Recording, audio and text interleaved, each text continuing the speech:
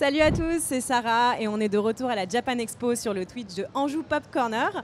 Et aujourd'hui, cet après-midi, on accueille Tengu Musashi. Comment tu vas? Ça va, je suis pas certaine que ton micro marche.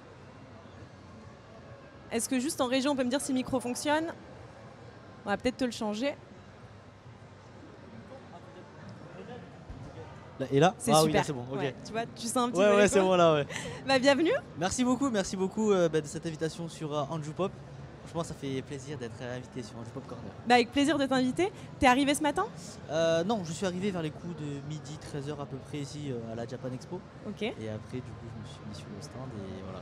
Et t'es allé jusqu'à dimanche ou t'es Ouais, là je suis là qu'aujourd'hui? jusqu'à dimanche. Ouais. Ok. Et ton programme pendant ces 3 jours, ça va être quoi? Alors, déjà, visiter la convention. Et ensuite, faire de la création de contenu, aller interviewer des cosplayers ou même faire des démarches auprès des artistes ou je sais pas comment appeler ça, mais des marques, si on peut appeler ça comme ça. Est-ce que tu as découvert aujourd'hui des petites pépites à aller interviewer, est-ce que tu as eu des petites idées de création de contenu justement pendant cette Japan que tu vas justement produire pendant ces 3 jours? Oui, alors là j'ai vu quand même pas mal. Sans nous spoiler? Ouais, j'ai vu quand même pas mal de bons cosplays. Donc du coup on va aller les interviewer, leur demander comment ils ont fait leur costume, combien ça leur a coûté et même leur faire des petits jeux pour la vidéo quoi. Ok, top. Alors moi j'aimerais revenir un petit peu sur toi, sur ton personnage. Comment est né ce pseudo de Tengu Musashi? Dis-moi en plus. Alors Tengu parce que c'est l'un des plus puissants démons japonais. Et même leur histoire, le fait qu'ils partent dans la montagne et utiliser leurs pouvoirs, leurs arts martiaux pour la bonne cause, ça franchement je les ai pris parce que c'était grave bien. Et Musashi pour Miyamoto Musashi. Il faut savoir que le personnage je ne l'ai pas connu grâce à Vagabond. Okay. Je l'ai connu tout simplement parce que je faisais des recherches sur les samouraïs et j'adore l'univers des samouraïs. Et Miyamoto Musashi m'a clairement plu parce que c'est le dépassement de soi. Être le meilleur dans un domaine. Moi je me suis dit, moi quand je fais des choses je suis très perfectionniste et je me dis il faut que je me donne le meilleur de moi-même, alors on va choisir le pseudo de Musashi. Voilà. Super, et du coup comment tu as démarré justement cette création de contenu, parce qu'on te voit très active à la fois sur Instagram mais aussi sur TikTok. Comment t'es venue cette envie de te lancer sur les réseaux et de créer tout ce contenu que tu vas nous proposer avec les cosplays, on parlera tout à l'heure de Superman. Comment ça t'est venu tout ça? Alors moi quand j'étais petit je regardais beaucoup de vidéos d'ouverture de lutteurs Pokémon ou même des personnes qui partent à la Comic Con ou qui partent aux avant-premières des films et je me suis dit pourquoi pas moi donner mon avis sur les films, les séries et même en termes de cosplay, pourquoi moi je pourrais pas incarner ce personnage là. Et c'est pour ça que je me suis mis dans le cosplay, dans les vidéos pour transmettre ma passion, ma bonne humeur auprès du public. Voilà. Et justement, dans toutes ces franchises, que ce soit Marvel, DC, Power Rangers, Pokémon et j'en passe, quelle est vraiment la franchise qui t'a la franchise qui t'a marqué? Oula. Si tu ne veux en choisir qu'une seule. Oh là là. Je pense réellement Power Rangers. Et pourquoi? Tout simplement, bon, j'ai grandi avec ça. Vraiment, depuis tout petit, l'univers des tokusatsu plutôt. Tout ce qui est Kamen Rider, Super Sentai et Power Rangers. En gros, Power Rangers c'est la version américaine des Super Sentai. Tout simplement parce que ils sont là pour sauver le monde. Même quand ils se transforment, les gens ils pensent ils trouvent ça kitsch, mais moi j'adore le fait de se transformer, l'armure qui arrive et tout. Moi je t'avoue que j'avais un petit coup de cœur quand j'étais petite pour Bioman. Oui, Bioman, ouais, Bioman, du coup c'est Super Sentai, du coup, et non pas Power Rangers. Top. Et alors du coup, on va revenir sur cet univers Super Sentai. Toi, qu'est-ce que tu penses des adaptations qui sont faites aujourd'hui, comme par exemple des Power Rangers? Est-ce que tu trouves que les adaptations sont réelles avec ce qui était proposé quand on était plus petit, ou tu trouves qu'il y a un énorme décalage derrière?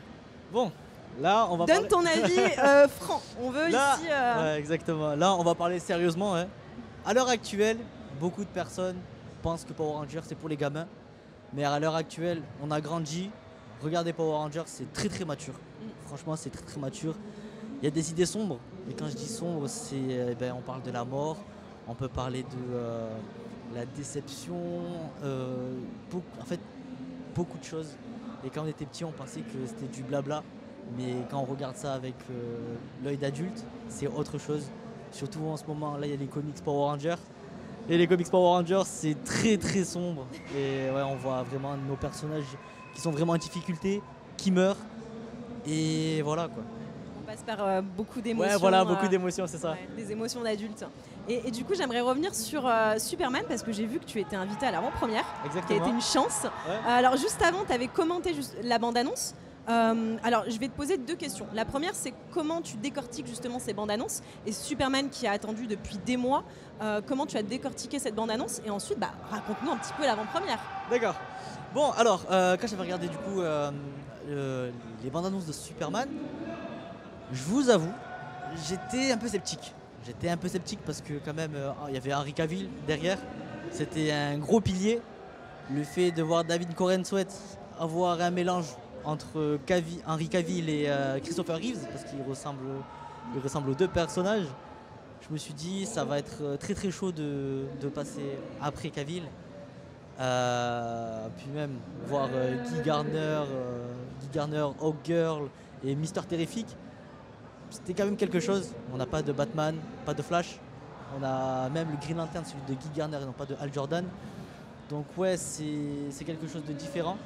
Et même quand on a commencé à voir les visuels de la bande-annonce, c'était très lumineux, beaucoup de couleurs qu'on n'avait pas du coup durant la Snyder Cut. Oui, qui était beaucoup plus dark à l'époque. Ouais, voilà, c'est ça.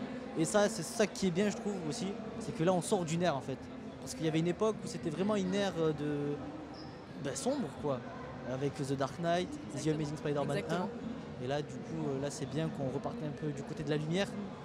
Parce que pour moi, Superman, ça incarne vraiment l'espoir, la lumière.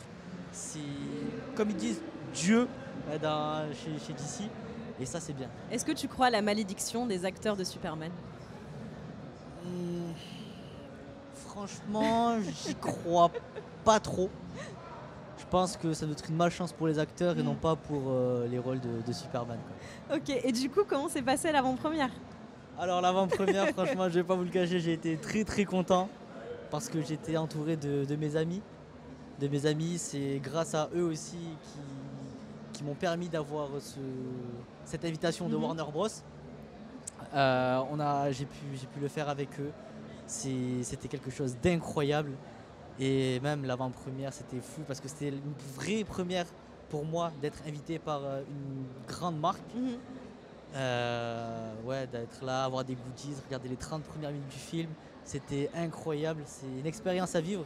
Et je vous la souhaite à tout le monde d'ailleurs, hein, d'être invité par une grosse maison de production et regarder les. On te souhaite beaucoup de prochains événements, en tout cas j'espère. Merci beaucoup. Mais de rien. Et alors du coup, je vais changer un petit peu de sujet. Là, je vais vraiment parler des contenus que tu crées. Okay. On te voit vraiment sur le terrain. Alors autant tu vas créer des contenus sur Insta et sur TikTok où tu vas décortiquer des bandes annonces, des nouveaux films qui vont arriver. Mais tu as aussi une autre casquette qui est tout terrain. Ouais. On te voit sur le terrain en train d'interviewer des cosplayers, en train de créer des quiz. Comment tu prépares ces interviews avec des cosplayers ? Est-ce que tu vas aller les chercher spontanément ou est-ce que tu vas faire tes recherches avant ? Comment ça se passe un petit peu ? Est-ce que tu es fan aussi de cet univers ? Ouais, alors en fait, en termes de questions, ça part directement sur le tas. Je vais pas préparer des questions ou quoi que ce soit. Je me dis, allez, let's go, on y va, on va leur poser n'importe quelle question, mais des questions quand même structurées qui sont intéressantes aussi pour le public et pour aussi connaître les personnages. Hein. Par exemple, il y a des cosplayers, il y a des créateurs de contenu qui ne mettent pas en avant ces cosplayers-là. Et moi, ce que j'aimerais, c'est du coup mettre ces cosplayers en avant, mettre leur Instagram ou leur TikTok, pour quand même, ils ont quand même pas mal de vues. Les mettre en avant pour, je sais pas, peut-être sûrement s'il y a des projets pour eux, tant mieux pour eux. Mais ouais, moi, c'est ce que je veux. Et comme je leur ai dit, à chaque fin de tournage, la vidéo, ce sera que du positif. Les avis négatifs, elles seront supprimés parce que moi, ma communauté, c'est vraiment une communauté de personnes positives. Alors des fois, tu peux avoir des avis négatifs, mais qui sont constructifs aussi. Oui, ouais, je suis complètement d'accord. Quand ils sont constructifs, sans méchanceté, il n'y a pas de souci. Mais tout ce qui est négatif, mais négatif en méchanceté, ça, c'est supprimé. Okay. Et voilà. Okay. Est-ce que tu as un cosplay fétiche ? Est-ce que tu as un petit coup de cœur pour un cosplay ? J'en ai deux. Dis-moi. Le premier, celui qui mon préféré, hein. C'est le The Amazing Spider-Man 2, celui d'Andrew Garfield. Celui-là, c'est quelque chose pour moi, parce que pour moi, c'est l'un des meilleurs Spider-Man. J'ai vécu beaucoup de choses avec ce Spider-Man. Et le deuxième, c'est le Nightwing. Voilà. Est-ce que tu as déjà essayé un cosplay? J'ai déjà essayé un cosplay? Ouais. Ouais, bah oui, du coup. Ok, super. Alors, j'aimerais aussi revenir sur des vidéos que tu fais sur Insta et sur TikTok. Est-ce que tu vois une différence, par exemple, de public entre TikTok et Instagram? Est-ce que tu vas adapter ton contenu suivant ces différentes plateformes ou tu vas balancer la même vidéo à chaque fois? Non, ouais, en fait, je vais balancer la même vidéo à chaque fois. Sur Instagram, c'est... comment expliquer ça? C'est plus les abonnés directement que je touche et non pas une autre l'audience Instagram, alors que TikTok, on touche vraiment à toutes les audiences. Et c'est ça qui est plutôt pas mal aussi avec TikTok, c'est qu'on fait quand même pas mal de vues, pas mal de likes, commentaires, grâce à ce genre de plateforme, alors que sur Instagram, c'est très restreint, si on peut dire ça comme ça. Est-ce que tu vois une différence d'âge aussi entre TikTok et Instagram peut-être? Non, aucune différence.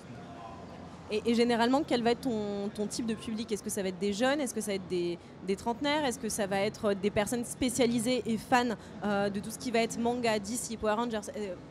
Parle-nous un petit peu de ton public. En soi, j'ai de tout dans mon public. Que ce soit des personnes âgées, des enfants, des ados, des adultes. J'ai tout type de public. Et ça me permet aussi de pouvoir parler avec eux. Par exemple, si c'est Power Rangers, apprendre aux plus jeunes les anciennes saisons, aux plus vieux les nouvelles saisons, et voilà quoi. Ok.